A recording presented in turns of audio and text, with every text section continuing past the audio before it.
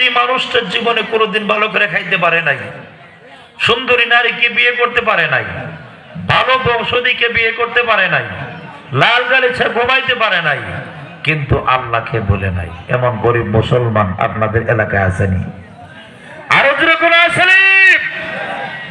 দুনিয়াতে আপনার কাছে তার সম্মান নাও থাকতে পারে, কিন্তু রব্বুল আলামিনের কাছে তার সম্মান এবং মর্যাদা সারা দুনিয়াদারের চাইতে আল্লাহর কাছে বেশি। জোরে বলেন ঠিক কিনা? রাসূলের একজন সাহাবী যার নাম আব্দুল্লাহ ইবনে উম্মে মাকতুম রাদিয়াল্লাহু আনহু, অন্ধ সাহাবী, জর্মান্ধ।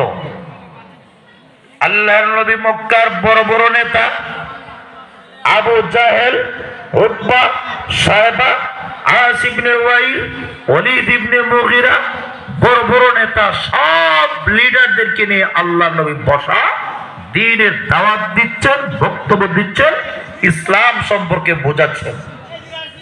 নবীর মনে ধারণা এই নেতাগুলি যদি এরা মুসলমান হয়ে যায় তাহলে ইসলাম একেবারে বিজয় হয়ে যাবে। কিন্তু একটা জিনিস মনে রাখবেন, যুগে যুগে ইসলাম প্রতিষ্ঠিত হয়েছে গরিব, অসহায়, মজলুম মুসলমানদের দ্বারা। যেরকম ঠিক কিনা?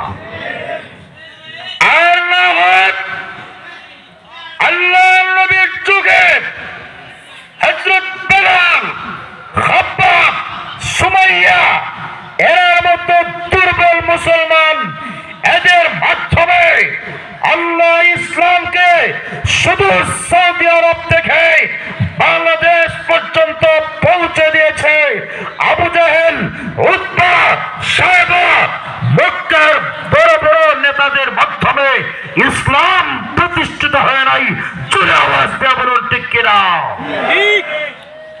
আজও সত্যিকারের ইসলাম যদি আপনারা তালাশ করেন, বাংলাদেশের গরিব, অসহায়, দুর্বল শ্রেণীর মুসলমান যারা বাংলাদেশের কওমি সিলেবাসে লেখাপড়া করে, দুনিয়ার কোনো শান নাই, দুনিয়ার কোনো মর্যাদা নাই, সামান্য টাকার বেতনে দিনে রাতে ছাত্র ছাত্রীর পিছনে পড়ে রয়েছে, উদ্দেশ্য একটাই, দুনিয়াতে সাময়িক কষ্ট করতে পারি, রব্বুল আলামিন এর বিনিময়ে আল্লাহ তিনি জান্নাত দান করবেন। যেরকম ঠিক কিনা?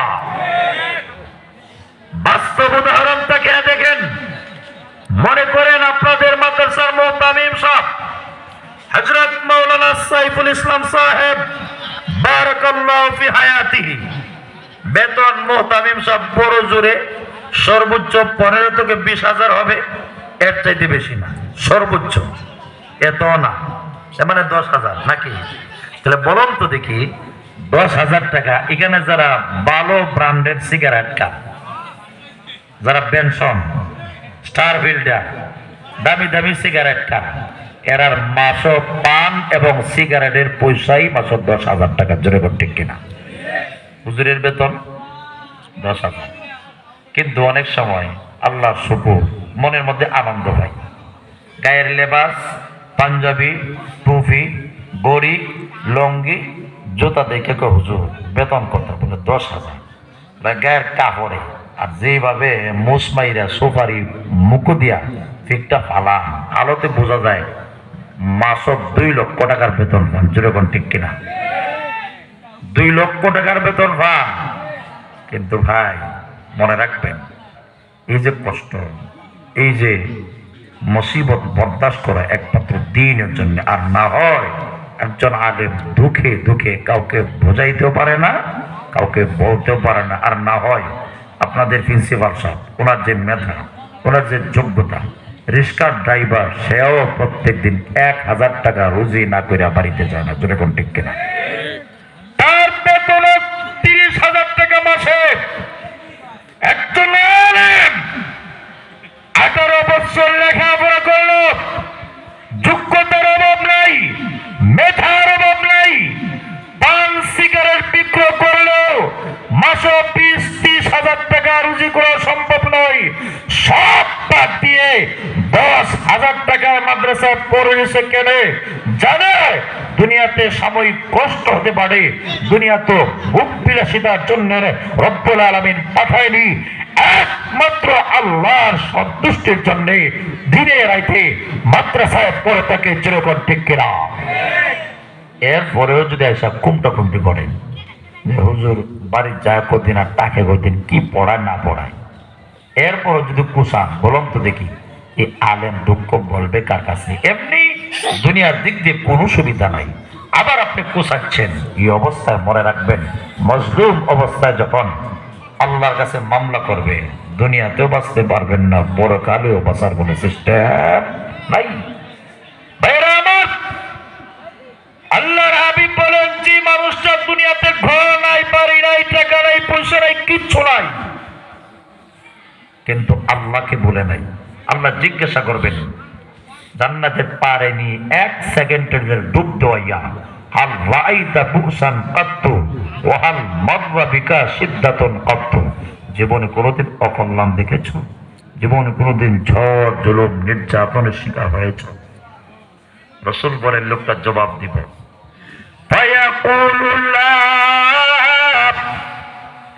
ওয়াল্লাহি ইয়া রাব, যারা বলেন আল্লাহু আকবার, আল্লাহ তোমার নামের কসম করে বলছি 1 সেকেন্ডের আরাম পেয়ে জবাব দিব কষ্ট কি জিনিস, মুসিবত কি জিনিস। আল্লাহ জীবনে কোনোদিন দেখব দূরের কথা কল্পনা করে নাই। জোরে বলেন সুবহানাল্লাহ, আরো জোরে কন্যা সুবহানাল্লাহ।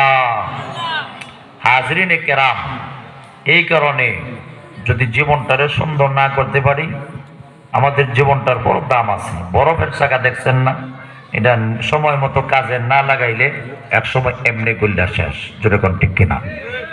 ঠিক তেমনি ভাবে আপনি আমাদের জীবন বরফের চাকার মতো, সময় মতো কাজে না লাগাইলে এমনি গলে গলে শেষ হয়ে যাবে।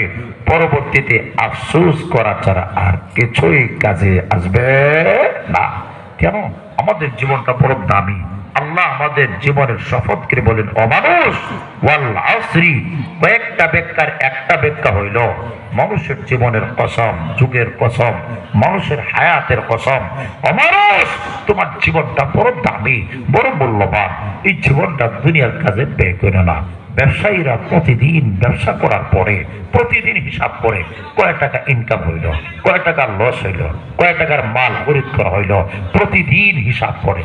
আপনি আমি আমাদের যে মূল্যবান জীবন নষ্ট হয়ে যাচ্ছে, বালিশের উপর মাথা রেখে কোনোদিন হিসাব করছি আজকে 24 ঘন্টার ভিতরে কি পরিমাণ কতটুকু সময় মালিকের জন্য সময় দিলাম, কি পরিমাণ সময় দুনিয়ার কাজে ব্যয় করলাম, কি পরিমাণ সময় আমি আমার